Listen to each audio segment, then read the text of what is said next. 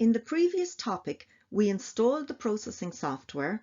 We told it we were going to be using Python as the programming language. We also told the processing software where we're going to store all of our Python programs as we start writing them. And then we just tested it. So what we're now going to do is start moving into looking at the processing environment and looking at writing Python code.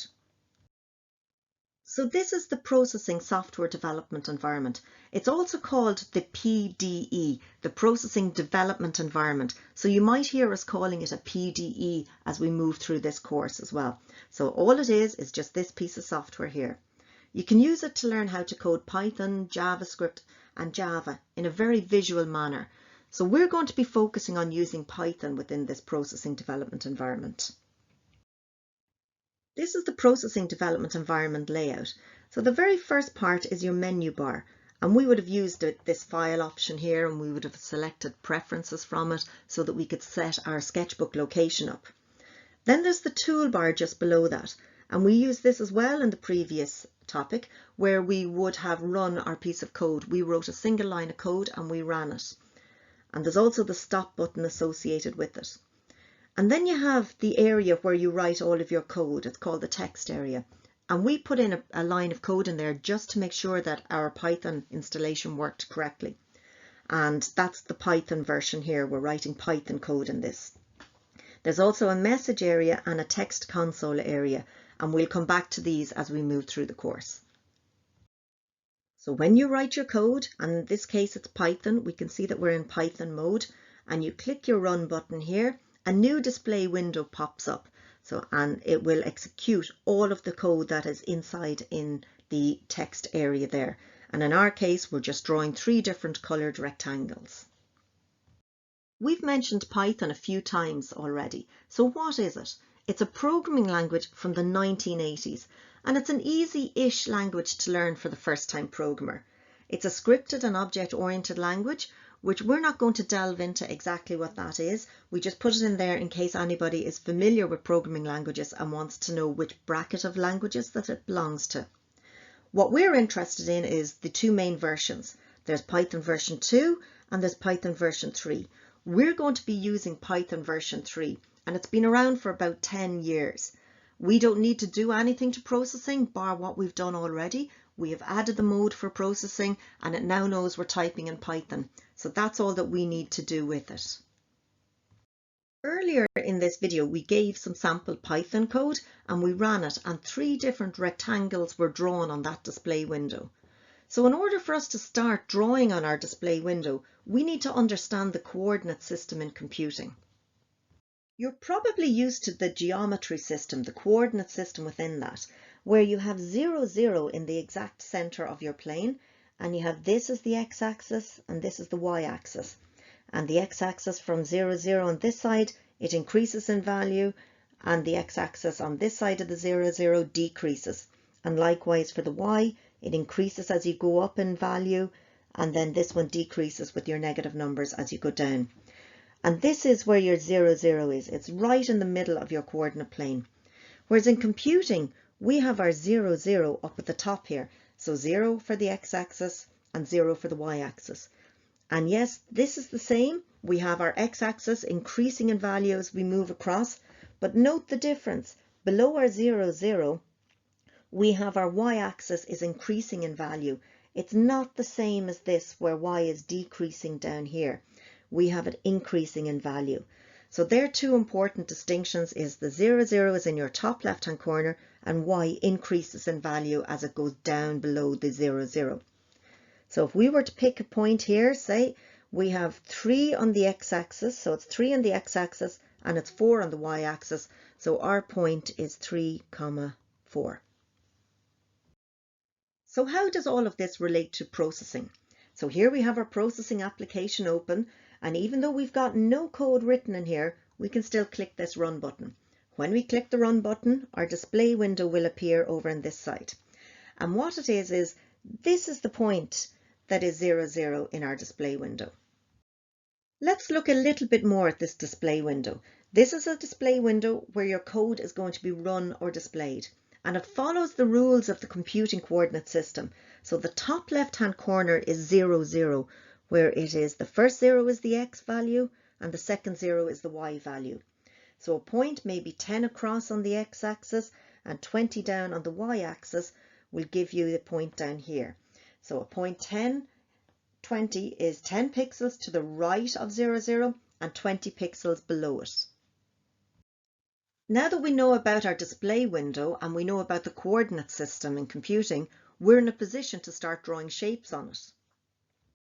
We're going to use pre-written functions to do this for us.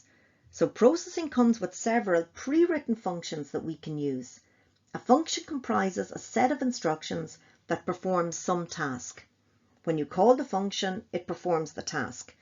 So what we're going to do now is start looking at functions that draw these following shapes. We're going to draw a rectangle, a square, a line, an oval, and a circle.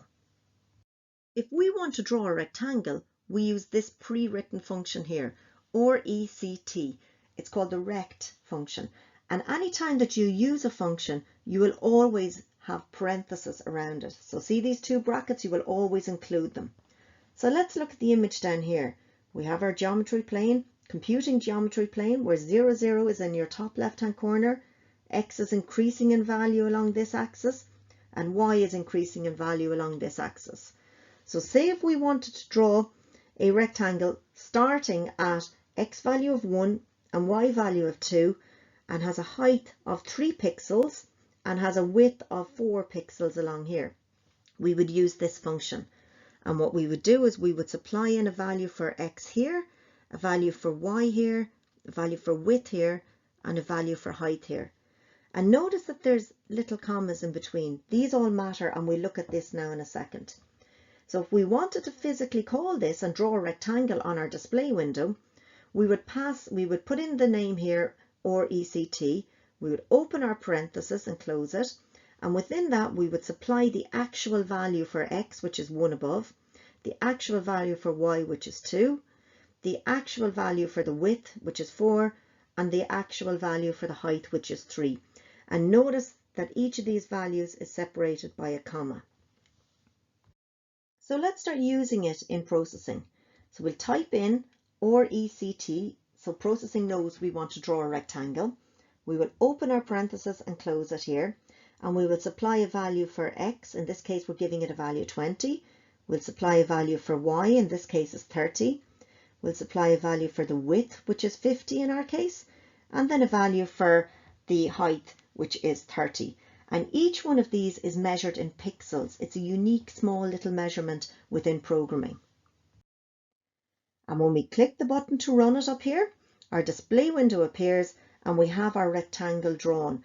So it is drawn on the x-axis at 20, the y-axis at 30, it is 50 across, and it is 30 down. We can use the same function in order to draw a square. A square is just a rectangle that has the same width and same height. So now what we're going to do is add a second line of code, and we're going to tell processing we want to use this function to draw a square now. So we give it a value of 40 for your x, 5 for your y, a width of 20 and a height of 20. And note how each line of code is on its own line. This matters. Processing will tell you, it'll give you an error, and it'll tell you very fast that you need to put them on separate lines. So here's our square being drawn. When we've run our code, here's our square being drawn. So we have the x-axis of 40, the y-axis of 5, it's 20 across and it's 20 down. And here's what happens if you don't put them on separate lines. Processing will tell you really fast that it doesn't like them. It's starting to give out, and this is what's called a syntax error. A syntax error happens when you don't follow the rules of the programming language. The rules of the programming language are you must have your lines of code on separate lines. Now I can get away with it if I put in what's called a semicolon in between the two, but that's not generally the way we do it. We write our code on separate lines. So let's look at drawing a line now. So again, we're back to our coordinate system where we've 0, 0 in the top left-hand corner. Your x value is increasing along this plane. Your y value is also increasing along this plane. If I want to draw a line, I need to tell it a starting point and I need to tell it an ending point. Each point has an x and y value on that geometry plane, so I need to give my line function 4 different parameters. So it's a line function is the name of the function that we're going to use, and I'm going to pass out the parameters for point A, and then I'm going to pass out the parameters for point B. Parameter just means it's the values that you're going to be passing in here. So a function is called this. This is our function called line, and parameters is the number of values that are expected by this function. So somebody wrote this function for processing and we just followed their rules. They've told us that we need to put in 4 parameters, so we have to put them in, otherwise processing won't like it. And when we say it won't like it, it won't run your code. So we have an x1 value and a y1 value. So in our case here, we want to draw point A. The x1 value is 1 and the y1 value is 2. And then we have point B, so we have our x2, which is 5, and our y2, which is 2. And you can see that these are all done down here. They're all passed into the method here, or the function in here. So you've got line, and you have 1, 2, 5, 2 being called. Now we're going to add a line onto our previous drawing. So the previous drawing, we had a rectangle being drawn, then we had a square being drawn, and now we're going to add in this line here as well. So on line 3 in your program, so this is line 3 here, we're going to start using this function called line. We know that we have to provide an x and a y value for the first point and an x and a y value for the second point. So in this case, we have an x value of 5, a y value of 30, and then an x value of 20 and a y value of 90. And when we run the code, this is what happens here. So you can see your x value is 5 for the first point and your y value is 30. And then that'll give you this point here. And for the second point, we can see we're moving across more on the x-axis, it's 20, and our y-axis is 90 down here. Now we're going to turn our attention to drawing an oval, and we will often call them ellipses in programming, so E-L-L-I-P-S-E. And notice it's a function because we have our open and closed parentheses here as well. So one thing that we need to draw attention to at the moment is when we were drawing our rectangle, we provided in an x and a y, but that was the top left-hand corner of the rectangle. Whereas look at the picture here, we have our x and y and it's the midpoint of our oval or our circle that we're going to be drawing. So it's important to remember that the x and the y for an ellipse is the midpoint, and the x and a y for a rectangle is the top left-hand corner. And just like in the rectangle, we will also provide a width and a height in order to be able to draw this ellipse. So let's look at the code for drawing this actual ellipse here. So we have our ellipse function name, we've opened and closed our parentheses, and we've got 3 and 3. So 3 and 3 are the x and the y values here. So 3 and 3, it's the x and y values of this ellipse. We wanted 4 pixels wide, so there's 4 pixels wide, and we wanted 6 pixels high, and there's our 6 pixels high. Now let's add an oval to our display window. So on a new line of code, so we've got line of code 4 here, we type in the word ellipse, and what we do is we provide an x and a y as the midpoint of our oval, and then we provide a width and we provide a height. When we run that code, this is what we end up with here. We've got an ellipse. This is the midpoint. This is our x and y. So our x value is 85 and our y value is 50. And then we have a width of 20. So that's the width of 20 pixels there. And it is 60 pixels high. We can now use the same function to draw a circle in the same way that we use that rect function in order to draw both a rectangle and a square. We can do the same with the ellipse function. If we want to draw a circle, we just provide a width and a height that are the exact same number, and that will give us a circle. And again, you just provide your x and your y as the midpoint of that circle.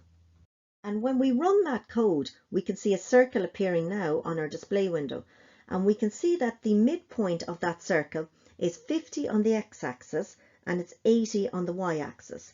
And our width is 15 and our height is 15. Now that we've looked at drawing shapes onto a display window, we're going to turn our attention to making the window a bit bigger. It's very cramped at the moment. So our display window is looking really cramped. There's very little space left in the display window for drawing on. And the default size of our display window is quite small. It's only 100 by 100 pixels, which is quite small. And when you run the code, you'll see how small that window is. So we want to be able to change the size of that display window when we call our sketches. And how we're going to do that is we're going to use another function that comes with processing, and it's called the size function. And what we're going to be doing is we're going to put this as the first line of code in our sketchbook. So we've already got lines of code for drawing a line and 2 calls to the rect function and 2 calls to the ellipse. So we will want this size function to appear at the very top on line number 1 in our code. And what we do is we supply a width and we supply a height. And both of those are measured in pixels. At the moment, the default size of our window is 100 by 100. So we definitely want to provide bigger numbers. Returning back to our processing sketch, what we're going to do is move our existing lines of code. We're going to push them down a little bit, down to line 3. And on line 1, what we're going to do is make a call to that new function, that new size function. And we're going to change our default size from being 100, 100 to a 400 and a 300. So that means it's 400 pixels across and it's 300 pixels down. So when you run the code, you will see that the window is much larger. And you will also notice that the sizes of all of your shapes haven't changed. We haven't told it to change sizes. They're all set in here. They're all what we call hard-coded in here.